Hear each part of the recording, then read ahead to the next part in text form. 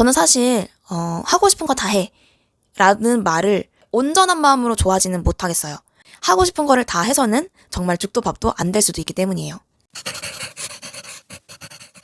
안녕하세요. 오늘은 제가 20대 중반의 나이에 5가지의 직업을 갖게 된 비결, 저와 같은 이런 엔잡러를 꿈꾸는 사람들에게 해줄 수 있는 간단한 조언을 한번 준비해봤습니다. 일단 제가 직업을 인터넷에 검색을 했더니 사전적인 의미가 이렇게 나오더라고요. 생계를 유지하기 위하여 자신의 적성과 능력에 따라 일정한 기간 동안 계속하여 종사하는 일을 말한다. 일정한 기간과 계속하여 종사한다라는 말 때문에 제가 이거를 직업으로 표현할 수 있을지를 약간 의구심이 들긴 하는데, 그래서 저는 제 뇌피셜로 직업이라는 기준을 내가 제공한 노동력에 대하여 금전적인 대가를 받은 것을 이야기를 해보기로 했고요. 지금 내가 당장 다시 또 생업으로서 혹은 이런 금전적인 대가를 받을 수 있는 능력을 보유하고 있는 일을 기준으로 삼아봤습니다. 기간은 대학교를 졸업하고 난 이후부터 했던 일로 좀 잡았어요. 첫 번째는 중국어 통역가입니다. 미리 소개를 드리자면 저는 중국에서 6년 동안 유학을 했었고요. 이제 한국으로 와서 처음으로 하게 된 일이 이제 중국어 통역 일이었어요. 명동에 있는 한 의류 매장에서 이제 중국어 통역 AR, 중국인 관광객분들과 이제 딸꼬우라고 하죠. 그런 이제 물건들을 사서 떼서 파시는 분들의 이제 의사소통을 조금 도와드리는 역할을 주로 했었고, 요거 같은 경우에는 제가 따로 구직 활동을 하지 않았었고, 거기서 미리 일을 하고 있던 제 후배가 저를 이렇게 추천을 해줘서 간단하게 면접을 보고 들어가게 되었고요. 이런 정직원의 개념보다는 요일별로 이렇게 근무를 했었는데, 주 3일 정도를 일했던 것 같아요. 지금 정확히 기억이 안 나는데, 하루 8시간 근무 기준으로 해서 하루 일당이 9만 원 정도였던 걸로 기억을 해요. 자, 그리고 두 번째는 중국어 선생님입니다. 사실 그래서 이게 중국어 통역이랑 선생님을 같이 묶을까를 생각도 해봤는데, 이거를 필드에서 사용하는 이런 통역적인 업무랑 또 내가 직접적으로 교육자에게 무언가를 가르치는 업무는 좀 다르다고 생각을 해서 일단 나눠놨고요. 김과외라는 어플을 통해서 수강자분과 1대1로 이렇게 수업을 진행을 했었고요. 총 2분이랑 같이 수업을 했었는데, 한 분은 이제 HSK 4급을 준비하시는 분이었고, 한 분은 그 중국어 회화. 그래서 과외 같은 경우에는 시간당 2만 원에서 2만 5천 원 선에서 측정을 했었던 것 같고, 10회 기준, 8회였나 10회 기준으로 제가 금액을 받았던 걸로 기억을 해요. 그래서 뭐 큰 금액은 아니었지만 그래도 소소하게 제가 뭐 투자하는 시간 대비 벌어들이는 금액이 나쁘지 않은 용돈벌이 수준이었어서 나쁘지는 않았던 것 같습니다. 그래서 그 다음으로 했던 일은 세 번째 직업은 이제 댄서입니다. 사실 저는 춤을 전문적으로 배워본 적은 없고요. 춤추는 걸 워낙 좋아해서 취미 활동으로 되게 오랫동안 췄었어요. 댄서로서는 이제 탁 퍼포먼스 팀이라고 해서 OTR이라는 이제 배우분들 혹은 이런 예체능 계열의 좀 구인구직 게시판이 이렇게 운영되고 있는 사이트가 있어요. 그래서 거기서 제가 공고를 보고 지원을 하고 오디션을 보고 통과를 해서 제가 그 공연팀에 합류를 하게 되었고요. 이때는 제가 회당 페이로 받았기 때문에 제가 기억하기로는 회당 5만 원이었나 7만 원이었나 정도를 기억하고 있습니다. 경험이 많진 않았지만 어쨌든 제가 이제 춤이라는 재능을 통해서 무대를 섰고, 그런 무대를 통해서 또 금전적으로 보상을 받았기 때문에 직업으로서 일단은 넣어놨고요. 그 다음 직업은 이제 배우입니다. 네이버에 제 본명을 검색을 하면 연극 배우라고 프로필이 뜹니다. 예! 자, 배우 같은 경우에는 역시 저는 이제 연기를 따로 배우지는 않았었고, 방금 말씀드린 그 OTR이라는 사이트에서 오디션 지원을 넣고 서류를 이제 합격을 해서 직접 가서 이제 오디션을 보고 오디션에서 통과를 해서 이제 연습 기간을 거쳐서 무대에 서게 된 케이스입니다. 저는 총 2개의 오디션에 합격을 해서 준비를 하다가 최종적으로는 한 작품만 같이 하게 되었고요. 페이는 서울 이제 대학로에서 했던 공연 기준으로는 회당 25,000원 전후였던 것 같고, 그리고 이제 지방 공연도 따로 갔었어요. 근데 청주로 갔었는데, 지방 공연은 이제 말하자면 이제 출장처럼 되어버리잖아요. 그래서 지방 공연은 페이를 조금 더 많이 줘요. 그래서 지금 정확히 액수는 기억이 안 나는데 4, 5만 원 정도 했던 걸로 기억을 하고 있습니다. 그리고 마지막은 제가 지금도 하고 있고 가장 오랫동안 하고 있는 직업인 헬스 트레이너입니다. 역시 저는 운동 전공이 아니기 때문에 완전 노베이스부터 이제 준비를 시작을 하게 됐고요. 처음에는 알바몬에서 공고를 보고 견습생부터 시작을 하게 되었어요. 제가 헬스 트레이너가 된 과정은 제가 따로 찍은 영상이 있으니 궁금하신 분들은 그거 참고하시면 될 것 같고요.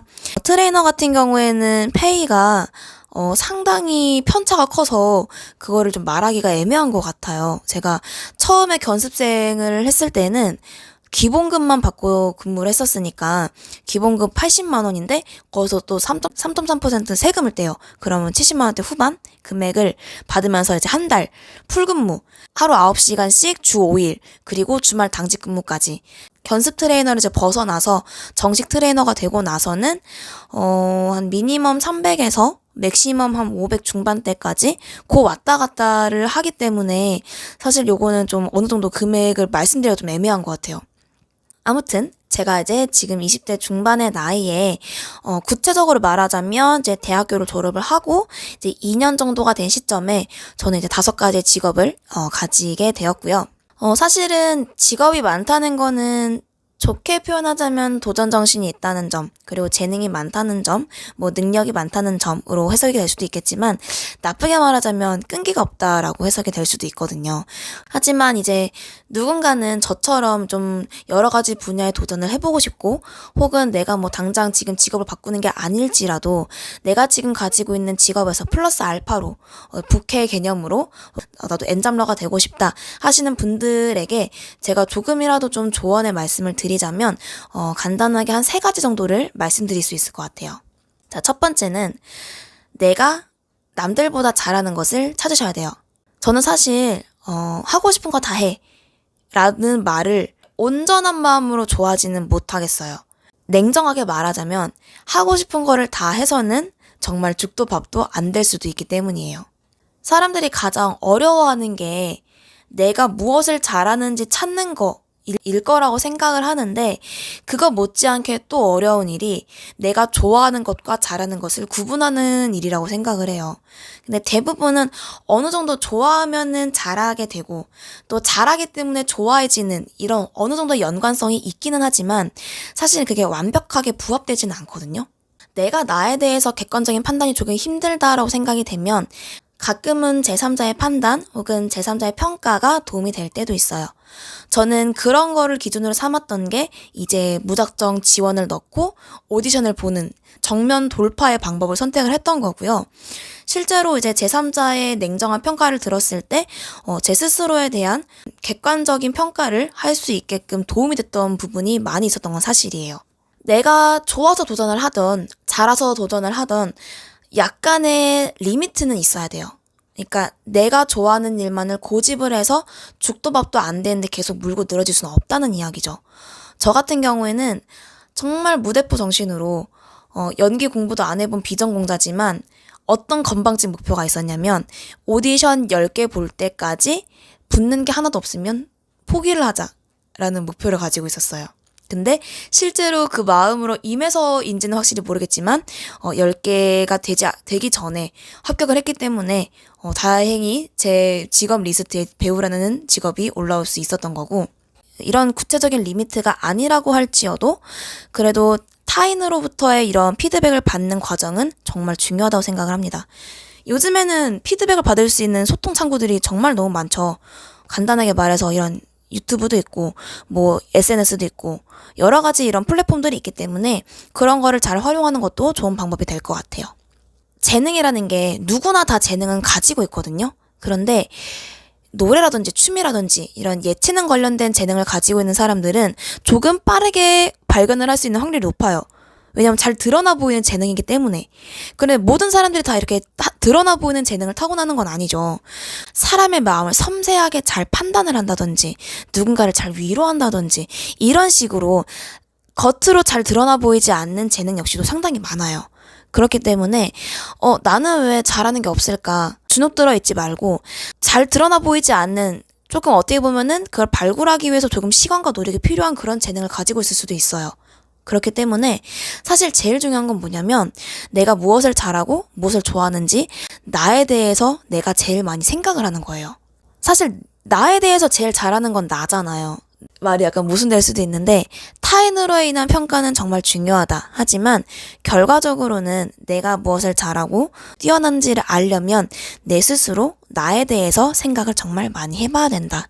내가 나에게 내리는 나의 판단과 남이 나에게 주는 그런 피드백이 같이 뭉쳐서 발전이 되었을 때 정말 내가 타고 태어난 재능인지 아닌지를 그거를 좀 걸러볼 수 있는 눈이 생긴다고 생각을 해요. 첫 번째, 이렇게 내가 나에 대한 재능 혹은 남들보다 좀 특출나게 잘하는 것을 찾았다면 두 번째 해야 될 일은 우선순위를 정하는 거예요. 저는 제 인생에 세운 목표가 있어요. 지금 제가 겪고 있는 이 시기의 목표는 뭐냐면 절대 돈을 쫓지 말자입니다. 저는 돈을 쫓기보다는 꿈을 쫓고 싶어요, 지금은. 사람들마다 다양한 생각이 있잖아요. 누군가는 나는 어렸을 때부터 정말 돈을 많이 모아서 경제적인 여유로움을 좀 일찍부터 일구고 싶어 하는 사람이 있을 수 있고요. 누군가는 나는 내가 올라갈 수 있는 만큼 최대한 올라갈 거야 하는 명예욕이 있을 수도 있겠죠. 사람마다 우선시하는 가치는 다 달라요. 내가 우선시하는 가치관을 쫓을 때 비로소 행복을 느낄 수 있다고 생각을 하고 어떤 일을 도전을 하든 좌절할 때라든지 힘이 들 때라든지 항상 있을 수밖에 없어요. 그럴 때도 다시 일어날 수 있게 해주는 힘이 바로 내 가치관, 목표의식에서부터 오는 거라고 생각을 해요. 그렇기 때문에 내가 지금 당장 쫓고 싶은 거는 무엇인지를 생각을 해서 그 우선순위에 맞춰서 내가 지금 당장 해야 될 일의 순서를 정해놓는 것이 중요합니다. 자, 내가 잘하는 거 판단했고 내가 추구하는 가치관에 맞춰서 우선순위까지 정했다면 마지막 세 번째는 구체적으로 내가 지금 당장 어떤 일부터 해야 되는지를 정하는 거예요. 사람마다 모두 처해진 상황이 다를 거예요. 누군가는 금전적인 도움을 받아서 그러한 데 부족함 없이 그냥 내가 하고 싶은 일에 조금 더 집중을 할 수 있는 환경에 놓인 사람도 있을 것이고 누군가는 지금 당장 내가 하고 싶은 일을 하기에는 금전적으로 뭔가 여유를 조금 더 갖춰놔야 되는 사람도 있을 거예요. 그게 이제 금전일 수도 있고 뭐 시간일 수도 있고 환경적, 상황적인 다른 요소들이 될 수도 있겠죠. 저를 예로 들자면 저는 제가 잘하는 게 무엇인지 알고 있고 그리고 우선순위에 따라서 어떤 일을 먼저 해야 되는지를 알고 있으나 그 일을 실천하기 위해서는 경제적으로 어느 정도 여유로움이 좀 필요해요. 그렇기 때문에 제가 지금 트레이너라는 일을 하고 있는 이유는요. 가장 빠른 시간에 많은 돈을 모을 수 있기 때문에 그렇습니다. 만약에 금전적인 부족함은 없는데 시간적인 부족함이 있다든지 아니면 상황적으로 내가 지금 당장 도전할 수 없는 상황이라든지 이런 문제점이 있을 때 이 문제점을 어떻게 해결할 수 있을지에 대해서 고민을 해보세요.